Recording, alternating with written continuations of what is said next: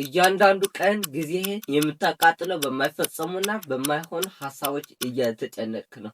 እያንዳንዱ የምትጨነቃቸውና የማይሆኑ ጊዜህን የምታጠፋበት ግን በህይወትህ ዳግማኝ የማታያቸውና የማይመለሱ ናቸው። ቢያንስ ይህንን ቪዲዮ እስከምትጨርሰው 10-15 ደቂቃ ቢሆን ነው። ይህንን ቪዲዮ ከመጀመሪያ እስከ መጨረሻው ካየኸው ከ2000 ዓመት በፊት የተጻፈ መጽሐፍ ትኩረት አድርጌ ጠንካራ ማንነት፣ ካራክተር፣ ፕሪንሲፕል ቢልድ እንድታደርግ የሚረዳህን እያንዳንዱ ስቴፕ ባይ ስቴፕ እነግርሃለሁ። ይህንን መጽሐፍ ከ2000 ዓመት ቢጻፍም እስካሁን ድረስ ሁሉም ሰው የሚመሰከርና ጋይድ ነው የሚባል መጽሐፍ ነው። ይህንን መጽሐፍ በፈላስፋ ሴኔካ የተጻፈ ሲሆን ሌተር ፍሮም ስቶይክ ይባላል። ይህ ምን ማለት ነው? ደብዳቤ ከስቶይክ ሰው። ይህንን መጽሐፍ አጠር አድርጌ በዚህ ቪዲዮ ወደ 4 ቁልፎች አጠር አድርጌ ሐሳባችሁና ካራክተር ቢልድ እንድታደርጉ የሚረዳችሁ እያንዳንዱ ስቴፕ ባይ ስቴፕ እነግራቸዋለሁ። ሄይ ሌዲስ አንድ ጀንትልመን፣ ናሆም እባላለሁ። ኮንተንት ክሬተርና ተማሪ ነኝ። በዚህ ቻናል መጽሐፍ ዳሰሳ አደርጋለሁ። በተጨማሪ መጽሐፍ ለየት ያለ እንተ የሚጠቅምህን ሪሌትድ የሆኑ ፊቸሮች አምጥቼ አንተ የሚጠቅምህን አጠር አድርጌ አቀርብልሃለሁ። ለዚህ ቻናል አዲስ ከሆንክ ሳብስክራይብ አድርግ፣ ምክንያቱም ይህንን ቻናል እንዲያድግ የምትፈልግ ከሆንክ ደወሏን መጫን እንዳትረሳ፣ ምክንያቱም እያንዳንዱ የምለቀውን ቪዲዮ በአግባቡ እንዲደርሳችሁ። ሴኔካ በሰላም ቦታ ሳይሆን የተወለደው ይልቅስ በግፊትና በብጥብጥ ባለበት ዓለም ውስጥ የተወለደ ነው። ይህንን ሰው የሮማን ኢምፐረር ኔሮ አማካሪ ነበር። እንዲህንም የቲያትር ጸሐፊ፣ የሮማን ፈላስፋ ነበር። ይህንን ጸሐፊ ብጥብጥ ጊዜ፣ በዛን ጊዜ በከባዱ ጊዜ ብዙ ሰዎችን ጋይድ ማድረግ ይወድ ነበር። ይህንን መጽሐፍ ደግሞ ሌተር ፍሮም ስቶይክ የሚል መጽሐፍን መጽሐፍ ቻለ። ብጥብጥ ጊዜ ነው ይህንን መጽሐፍ ያደረሰልን ወይ የጻፈልን መጽሐፍ ተብሎ ሳይሆን የተጻፈ ወደ ሉሲለስ የተባለ ፈላስፋ ደብዳቤ አድርጎ የተጻፈ ነው። እነዚህ ደብዳቤዎች በውስጡ ያሉ እያንዳንዱ ሐሳቦች ደግሞ ለሉሲለስ በጣም ጠቃሚና እያንዳንዱ ማድረግ ያለበትን ብሎ የጻፈ ሐሳብ ነው። እነዚህ ደግሞ ለሉሲለስ ብቻ ሳይሆን የሚጠቅሙ እኛም አፕላይ ካደረግነው እያንዳንዱ ከተጠቀምናቸው በህይወታችን ይሰሩልናል። እንዲህንም ከተጠቀምናቸው በጣም ለኛ ጠቃሚና ትልቅ ሰው እንዲሆን ያደርጉናል። የመጀመሪያው ሌሰን ትምህርት እኔ የተማርኩትን አንተ መማር ያለብህ በአካባቢ ያለህን ነገር መቆጣጠር ባትችል እንኳን አንተ ራስን ትቆጣጠራለህ። መቆጣጠር የምትችለው ነገር ተቆጣጠር። መቆጣጠር የማትችለው ግን እንዲሄድ ፍቀድለት።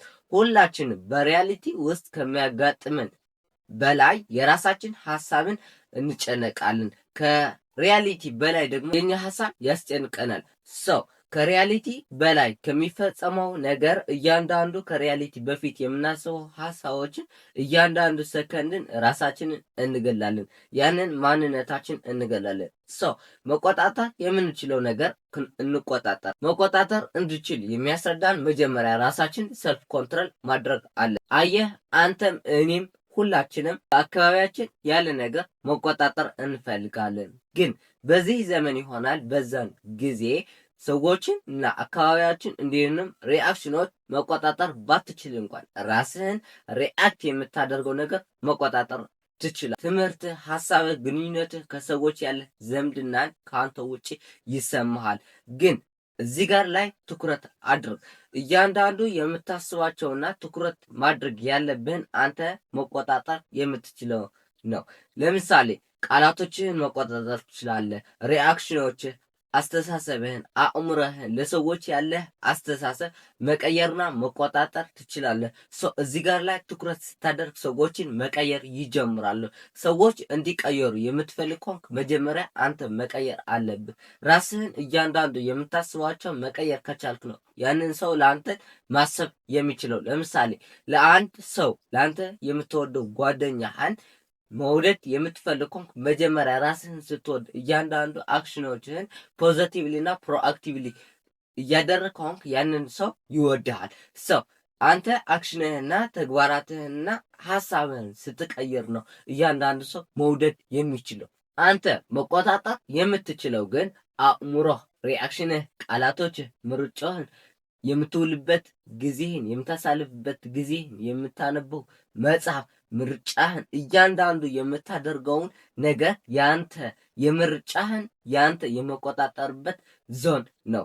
ግን አንተ መቆጣጠር የምትችለው ግን የሰው ሐሳብን፣ የሰው ጀጅመንት፣ የሰው ሪአክሽን፣ የሰዎችን ለአንተ የሚነግሩህን ሐሳቦችን መቆጣጠርና ለነዛ ሰዎችን መያዝና መጋፈጥ አትችልም። ሰው ያንተ ምርጫ አሁን ምን ማድረግ አለብህ? ወይም መጋፈጥ ያለብህ ነገር አንተ ሐሳብን ብቻ ስትቀየርና አስተያየትህን እና አመለካከትህን ብቻ ስትቀየር ነው እነዛ ሰዎችን መቀየር የምትችል። አንተ መቆጣጠር የማትችለው ነገር እንዲሄድ ፍቀድለት። ምክንያቱም እያንዳንዱ የማትቆጣጠረው ሐሳቦችና ድርጊቶችን አንተ ውጭ ስለሆኑ ለምሳሌ የሰዎችን ሪአክሽንና ጀጅመንት አንዱ ነው። ስለዚህ ከነዚህ መውጣት የምትችለው ግን በመልቀቅና የነዛን መቆጣጠር የማትችለውን ነገር ከአንተ በማራቅ ነው። ምን ያህል ነው ሰዎችን ምን ይሉኛል እያልክ ነው፣ በውድቀትህ ምክንያት እያሰብክ ነው። ስለዚህ ከሀሳብህ በላይ ደግሞ ድርጊቶችህንና ሀሳቦችህን እያስተካከልክ መስራትና መጋፈጥ አለብህ። ሁለተኛው ትምህርት ከዚህ መጽሐፍ የተማርኩትን አንተ መማር ያለብህ the only thing you cannot buy is your time። ያንተ ማንኛውም ነገር መግዛት የማትችለው ደግሞ ያንተ ጊዜ ነው። በጭራሽ ጊዜህን ካጠፋው መልሰህ መግዛት አትችልም። በዚህ መጽሐፍ አንድ ምርጥ ሐሳብ ያነሳል። እያንዳንዱ ጊዜህን የምታቃጥለው በማይሆኑ ሐሳቦችና ድርጊቶች ናቸው። ባለ ጊዜ እስከምንሞት ድረስ በቂ ባትሆንም ግን እያንዳንዱ ድርጊቶች ደግሞ በማይሆኑ ሐሳቦችና ድርጊቶች እየጨረስነው ነው። እኔ አንተ ደግሞ በማይጨረሱ ስክሮል እያደረገ እያጠፋ ነው። ሰው ስክሮል ቪዲዮ ማድረግ አቁምና እያንዳንዱ ጊዜ በአግባቡ ተጠቀሙ። ትክክለኛው ጊዜ እስከሚመጣ ነው የምንጠብቀው። እያንዳንዱ ሰከንድ ወይም እያንዳንዱ ጊዜህን የምታጠፋው ጊዜህን ቁጭ ብለህ አትጠብቅህም።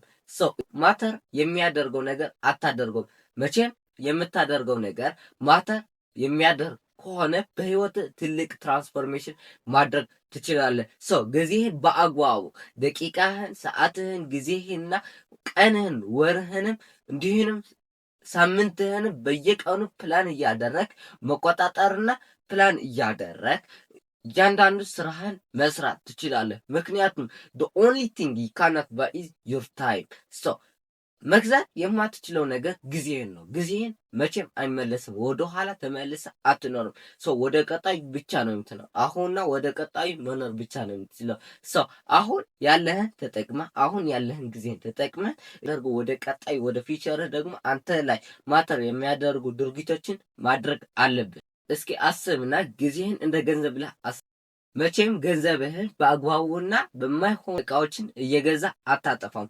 ጊዜህን እንደዛ አስብ። ጊዜህን በአግባቡ መጠቀም አለብህ። ነገ እንደምትኖር አስበህ እያንዳንዱ የምታደርገው ነገር ማወቅ አለብህ። ማንበብ ይሆናል፣ ፖድካስት ማየት ይሆናል። እንደነዚህ ኮንተንት ቪዲዮ ማየት ትችላለህ።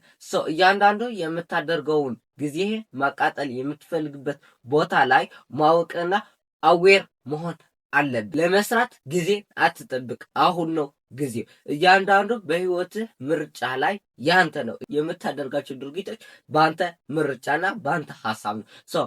መርጠህ አስብ፣ መርጠህ አድርግ። የምታደርገው ነገር ደግሞ በአካባቢህን ዙሪያ ላይ ትኩረት አድርጎ ነው። ዝንቧ ያጣላት አዋዋሏ እንጂ አፈጣጠሯ አይደለም። የመጀመሪያው ጊዜህን ማኔጅ ለማድረግ የምትፈልግ ከሆንክ ኤንቫይሮንመንትህና አካባቢህን አጽዳ። ጊዜህን በሚያቃጥሉ ሰዎችና ነገሮች አትከበብ። በሰዎች በጊዜ ባል የሚያውቅና ሰዎች እያንዳንዱ የሚያደርጉት ነገር በፕላን ከሆነ ከነዛ ሰዎች መማር አለብን። ሶስተኛው ትምህርት ከዚህ መጽሐፍ መማር ያለብን እኔ የተማርኩትና በጣም ጠቃሚ ያልኩትን ነው።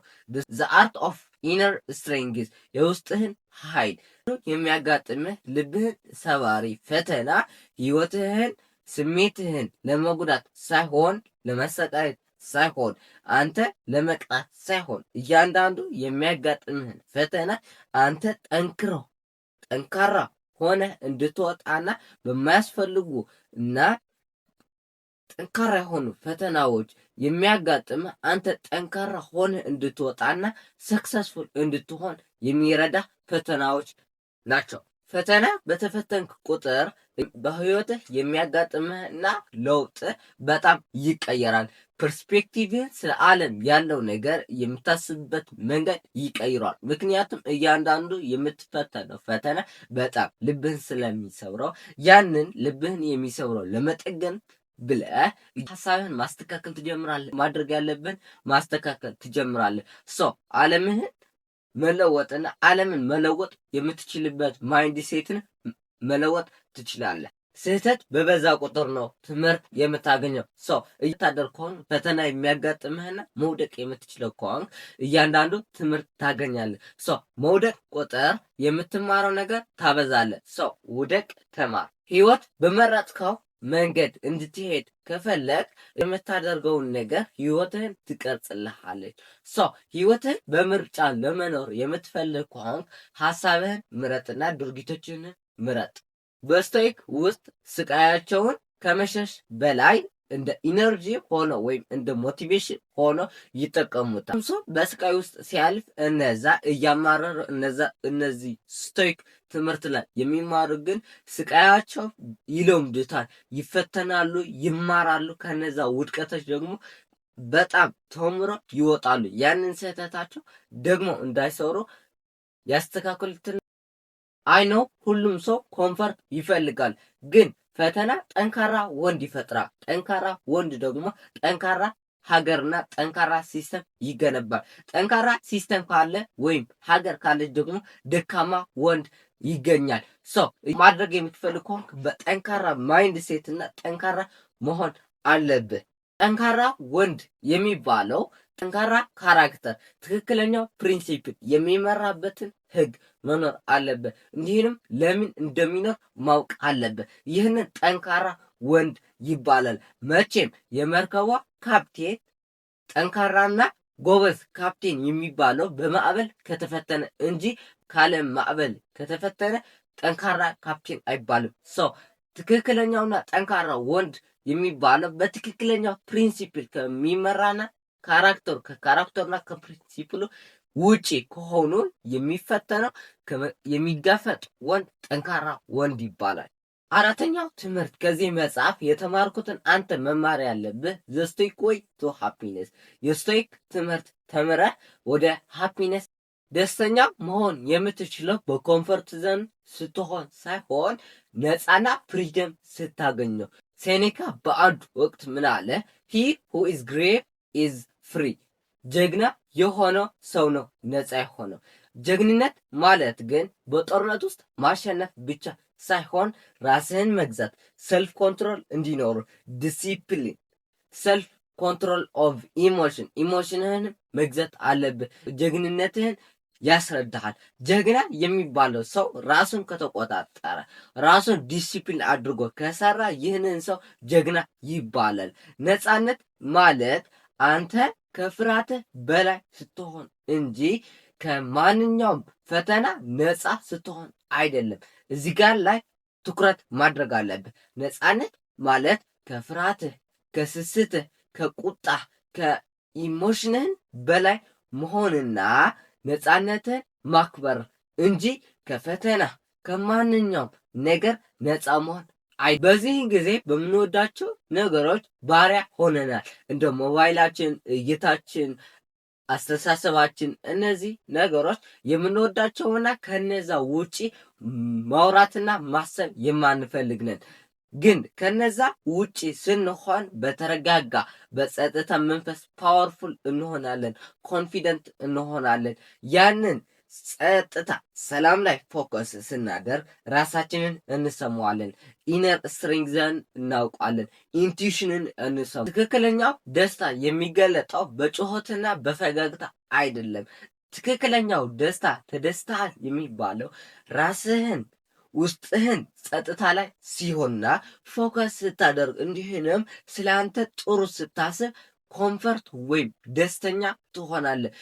እያንዳንዱ የምታስባቸውና የምታደርጋቸውን ትክክለኛ ከሆኑ ደስተኛ ትሆናለህ። ሴኔካ ይህንን መጽሐፍ ብሎ ሳይሆን የጻፈው ደብዳቤ ለሉሲለስ ብሎ የተጻፈ ደብዳቤ ነው። ይህንን ደብዳቤ ደግሞ ለህይወታችን ጠቃሚ ነው። እያንዳንዱ መስመር ላይ ያሉትን በህይወታችን አፕላይ ካደረግነው እንቀየራለን። የመጀመሪያው ለሰን ከዚህ መጽሐፍ መቆጣጠር የማትችለው ነገር መቆጣጠር አትሞክር፣ ልቀቃቸው። ሁለተኛው ነገር ጊዜ በአግባቡ ተጠቀም። the only one thing you cannot buy is your time። ሶስተኛው ከዚህ መጽሐፍ የተማር በስቃይ ጊዜ መማርና ማደግ አለብህ። አራተኛው ከዚህ መጽሐፍ የተማርኩት ነገር ማስተር ዩር ኢሞሽን ወይም ስሜትህን ማስተር ማድረግ አለብህ። እንዴት ደስታህን ማግኘት እንዳለብህ፣ እንዴት ሀዘንን መቆጣጠር እንዳለብህ ማወቅ አለብህ። መጽሐፉ ይህንን ይመስላል። ሰላም።